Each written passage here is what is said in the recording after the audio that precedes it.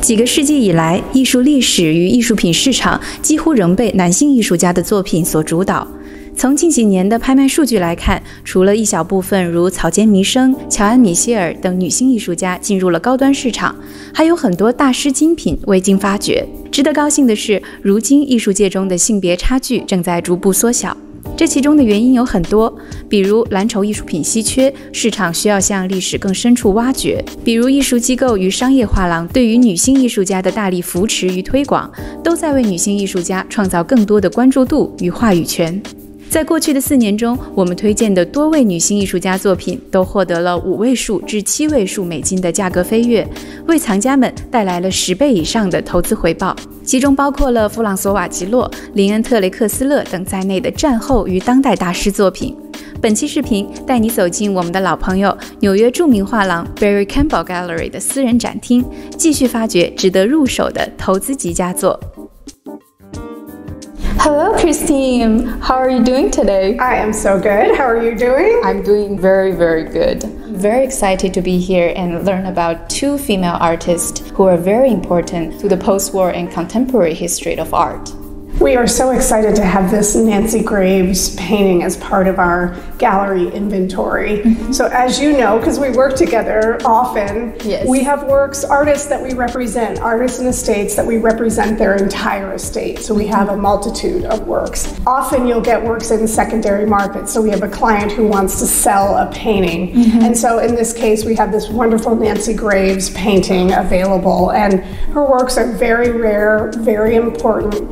Her market is really starting to soar. She was known in her day, so she was from Massachusetts originally, went to Vassar College, and then got her MFA at Yale University, which we know the Yale program is so important now. And even then, she was at Yale with artists like Richard Serra, Robert Mangold, so a whole group of minimalist artists that were coming out of this time. You can clearly see that she had an entirely different take. Yeah.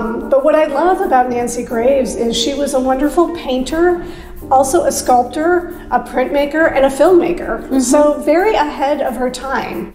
This painting is one of Nancy Graves' most iconic large-scale works on canvas. What truly catches my eyes is this beautiful bright pink stripe and the camel heart. Yes, this is a classic example. When you see the camels, you know it's a Nancy Graves, which is really interesting because it's a camel. But she was sort of fascinated with the camel. Her first show at the Whitney Museum, she had a solo presentation in the early 70s. I think she was one of the first women to have a solo show at the Whitney Museum, and she was the youngest artist to ever have a solo show at the Whitney Museum. So very prestigious honor, but at that time she was making sculpture of camels.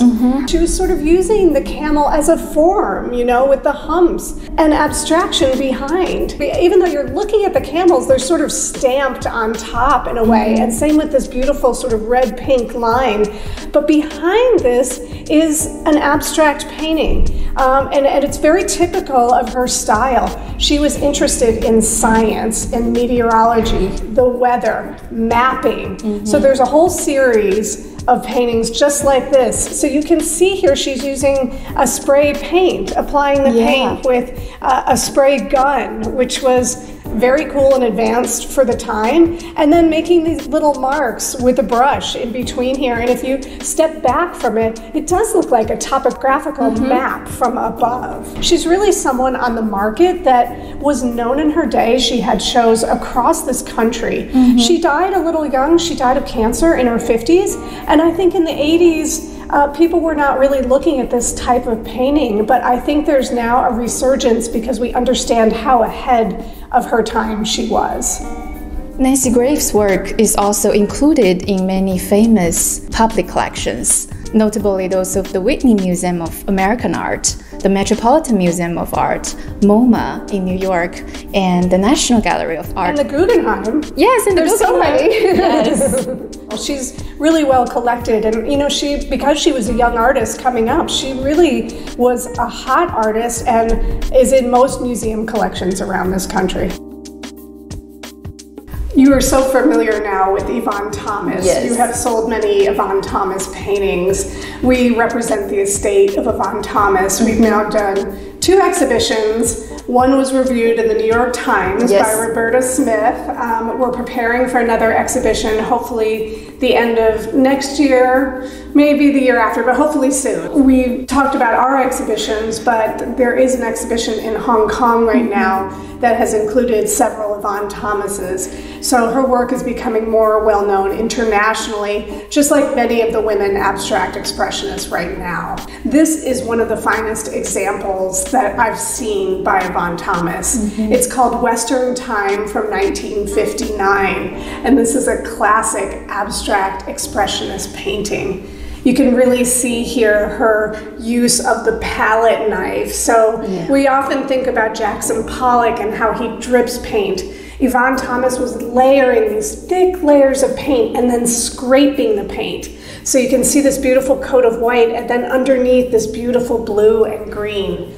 It has such a wonderful energy, this painting. This is an abstract painting, but has a landscape feeling. I think this is a great example to show how Yvonne Thomas combined the intuitive mark making of movement with a keen eye for these expressive possibilities of color. So Yvonne Thomas was born in Nice, France, and her family moved to the United States early when she was a child. She grew up starting in Boston and then came to New York City. But in the late 1920s with the Great Depression, the family really struggled. She wanted to be an artist, but decided to study commercial art to make a living, which is wonderful. She was a fashion illustrator to start.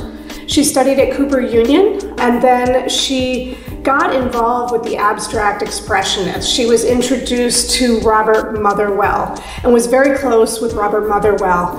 And he convinced her to become a student at the Subject of the Artist School. So they were all about pure painting or abstract painting. And this really informed Yvonne Thomas's style. So for her entire career, she was an abstract painter through and through, beginning to end. In the 50s, she was well known. So she was a woman artist that was taken seriously. She was included in the 1951 9th Street show. So this is an exhibition that we talk about all the time. There's a book that's 900 pages that's about the 9th Street women.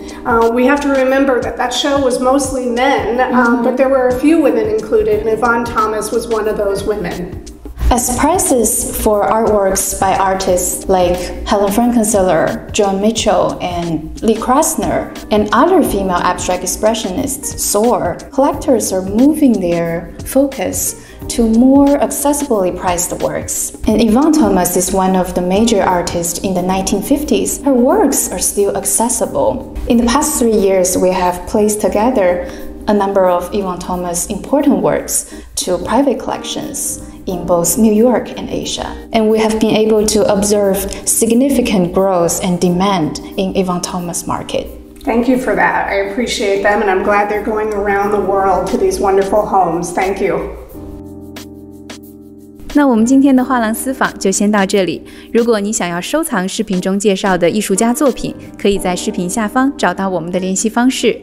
如果你喜欢本期的视频，别忘了点赞、评论、收藏、转发。我们下期见啦！